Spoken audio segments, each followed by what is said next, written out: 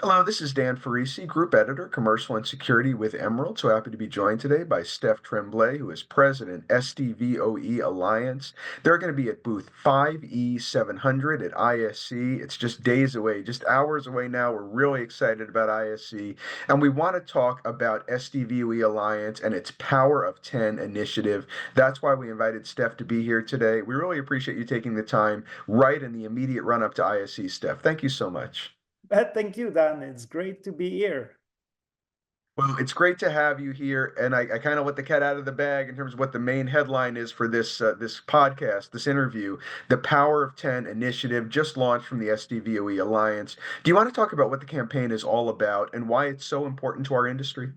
Yeah, sure. So, Power of 10 is a new SDVoE initiative. It is really meant to demystify 10 gigabit Ethernet technology. So, you would be surprised that even in 2025, still many Pro AV professionals are uncomfortable with 10 gig.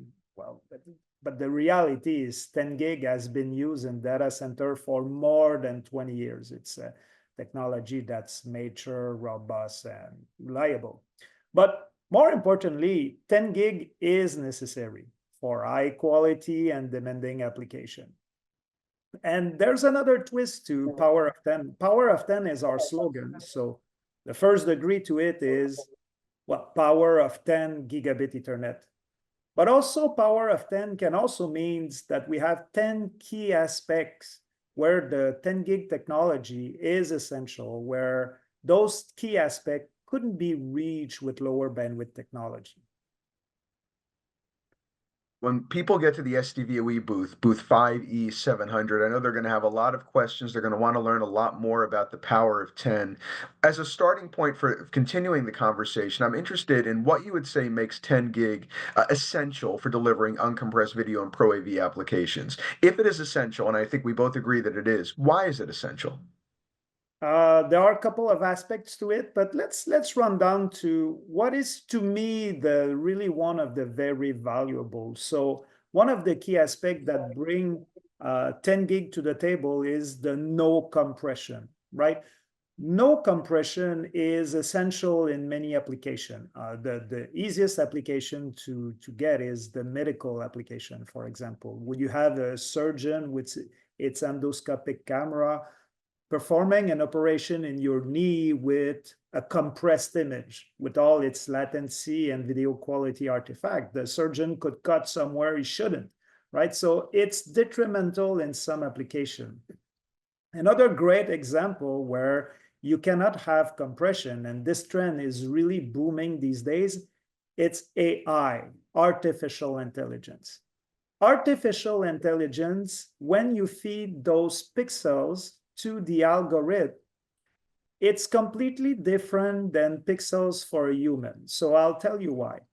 Our human eye is not really sensitive to edge fidelity. So whenever you look at a background, for example, and you detect an edge, the fidelity, the frequency content is not super important for your human eye.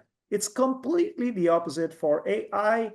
It is really the edges are determining the object. So if you feed a compressed image to an AI algorithm, then the performance of the algorithm is severely reduced. So this is a good reason why for anything AI, you should never use any compression, and SDVoE is the best technology for that.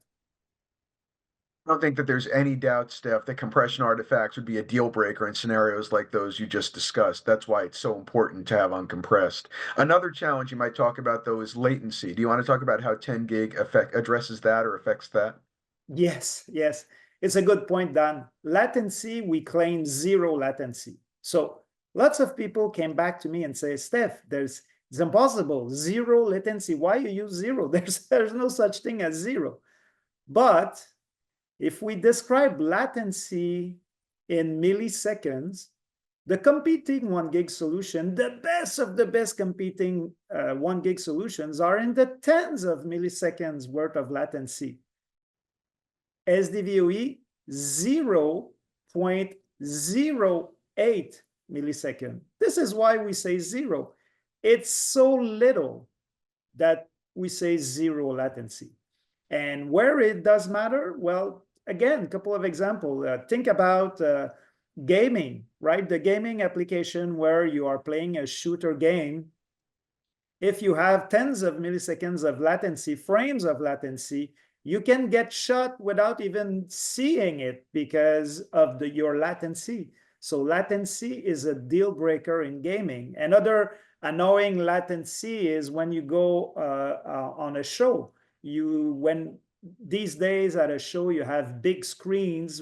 If you look at the big screen and you look at the central stage and there's latency, it gets very annoying.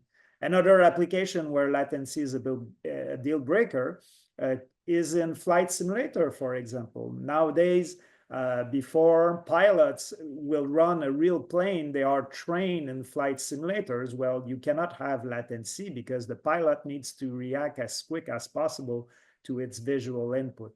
So you have lots of markets where they require no latency. And again, would it be possible with 1 gig solution? Not really, because in order to, let's say, take a 4K 6444 signal, which is 18 gigabits per second of raw data, and compress it down to below 1 gig to fit on a 1 gig network, you are talking about at least a compression ratio of 20:1. Well, it takes lots of time to compress the signal and at the other end to decompress this signal.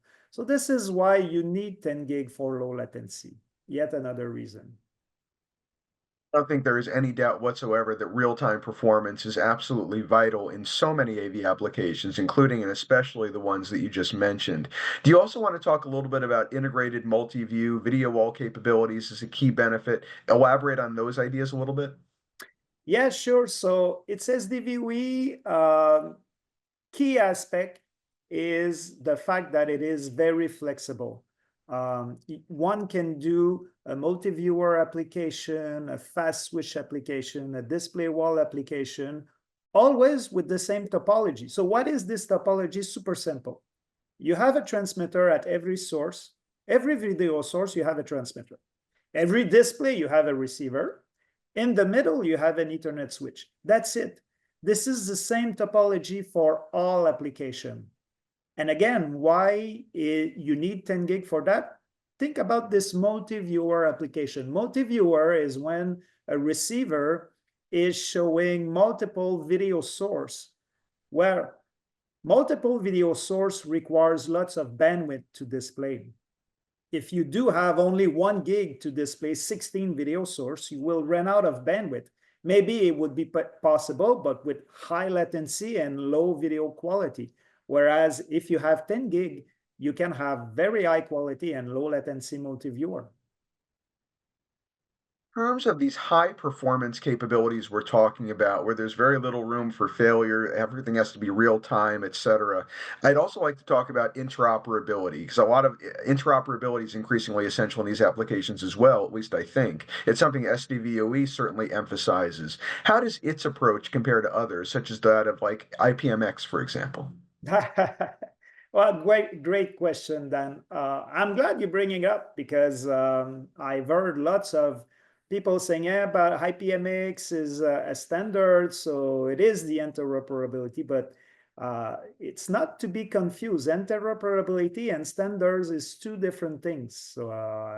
So why SDVoE is interoperable? It's by design. SDVoE, all the SDVoE vendors use the same chipset from Semtech. They use the same API also written by Semtech, and they can use the same control layer also written by Semtech. That is interoperability by default. You connect those together and it will work. Whereas IPMX might be a standard, but it's already in the standards. There's 5 different codec profiles, for example, uncompressed, H.264, JPEG. So already 5 different video codec, which are completely not interoperable together. There's no unified control software. So good luck having, let's say, an IPMX product from vendor A connected to a vendor B IPMX product and expect any type of interoperability. And even if at the data link layer, you would have a certain type of interoperability, there's no control software. So vendor A will have a control software for his thing, vendor B for his other part, but the two control software would not be compatible together. So really not to be confused interoperability and a standard per se. So SDVoE is really the solution for interoperability. Thank you, Steph, for kind of disambiguating interoperability versus standard. I think you made a critical distinction there in showing how SDVoE stands apart in terms of its interoperability. In terms of summarizing the conversation, beginning to wrap things up, do you want to just talk about the importance of the Power of 10 initiative for the community at large?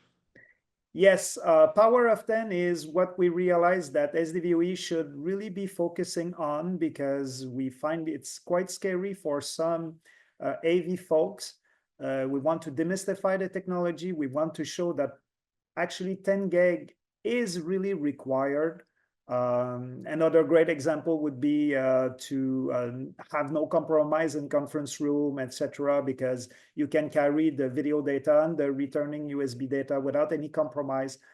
So 10 gig is essential, not only important, in lots of applications, it is essential. So our mandate now, as you will see at this upcoming ISE, is to demystify 10 gig, and here's the slogan, Power of 10. Well, again, Steph, thank you so much for joining me. I look forward to seeing you at booth 5E700. Again, just days away, hours away at this point. We're really excited about ISE and about the Power of 10 initiative. I know that our audience is going to walk away from this conversation with a much clearer understanding of why 10 gig and SDVoE are so essential, and they're going to walk away from your booth with an even firmer and more well-rounded understanding. Yeah, that's the goal, Dan. Always there to help and demystify, and I will be there at the booth for all 4 days. It's going to be a long show, but quite amazing. I look forward to seeing you there, Steph. And again, thank you for taking some time to inform our audience in particular about SDVoE and the Power of 10. Thank you again, Steph Tremblay, who is President SDVoE Alliance, whom you can see at ISE at booth 5E700. Again, 5E700. Thank you, Steph. Thank you, Dan. See you at ISE. See you there. My name is Dan Ferrisi, Group Editor, Commercial and Security with Emerald. Please keep your eyes on commercialintegrator.com in the days, weeks, and months ahead for more exciting thought leadership content from the SDVoE Alliance and my friend Steph Tremblay. Thank you again for being here.